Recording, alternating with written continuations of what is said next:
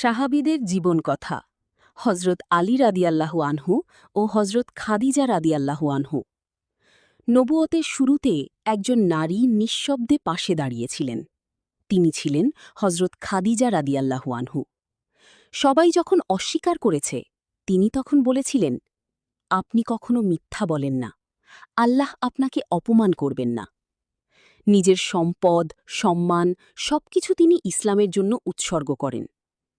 আর হজরত আলী রাদিয়াল্লাহু আনহু শৈশব থেকেই নবী সাল্লাল্লাহু আলাইহি ওয়াসাল্লামের ছায়ায় বড় হওয়া এক বীর। হিজরতের রাতে রাসূল সাল্লাল্লাহু আলাইহি ওয়াসাল্লামের বিছানায় শুয়ে পড়া মানেই ছিল মৃত্যুকে আলিঙ্গন করা। কিন্তু আলী রাদিয়াল্লাহু আনহু পিছপা হননি। খাইবারের যুদ্ধে তার তরবারি যেমন ছিল শক্তিশালী, তেমনি তার জ্ঞান ছিল গভীর। তিনি বলতেন, জ্ঞান মানুষের আসল সৌন্দর্য। এই দুই মহান ব্যক্তিত্ব শেখান, নারী পুরুষ নয়, ত্যাগ আর বিশ্বাসী আল্লাহর কাছে মর্যাদার মানদণ্ড। আমাদের চ্যানেলের ভিডিও ভালো লাগলে একটা লাইক, কমেন্ট এবং সাবস্ক্রাইব করে সাথে থেকো।